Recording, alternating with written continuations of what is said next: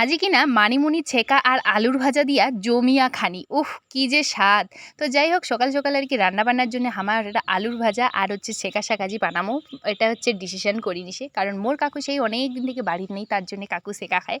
আর হামা কিন্তু বাড়ির যেহেতু আমার সবারই প্রেশার লো, তার জন্য কিন্তু আমার ছেঁকা কটা কমে খাই। তেল মশলা ছাড়া এই অল্প কয়েকটা সামান দিয়ে হবে আজি আমার দুর্দান্ত শাক। তো যাই হোক তার জন্য নাকি কিন্তু ভাতের মারখানে কিন্তু মাছ, তারপরে নাকি হচ্ছে সোডা আর লবণ, এই পাঁচটা জিনিস দিয়েই হচ্ছে আমার শেখা রেডি। তার থেকে বড় কথা বাড়ির আনাচে কানাচে দেখবেন অনেক থানকুনি পাতা হয়, আর থানকুনি পাতার সাথে থাকে কিন্তু ছোট ছোট মানিমুনি পাতা, আর এই মানিমুনিটা কিন্তু খুবই উপকারিতা। অনেকজনে মোক আর কি সকালবেলা যে ভিডিওটা পোস্ট করছো সেটা কিনে কইছে এই মানে মানিমুনির উপকারিতা কী কী। মানিমুনির কিন্তু অনেক পুষ্টিগুণ থাকে, তার থেকে হচ্ছে পেট পরিষ্কার করে আর স্বাস্থ্যকর, এটা প্রচুর পরিমাণে ভিটামিন সি থাকে। তো যাই হোক এলে খাওয়া খুবই ভালো। আর ছেঁকা হচ্ছে যার হাই প্রেশার তাই অবশ্যই মানে সপ্তাহে 2-3 দিন খান, তোমার লো প্রেশার হয়ে যাবে।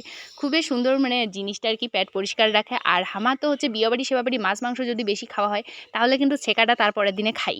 এটা হচ্ছে আমার রাজবংশী গিলা। তো যাই হোক তো ছেঁকা বানানোর জন্য আর কি মানিমুনি আমি পরিষ্কার করে ধুইয়া নিয়ে নিনু।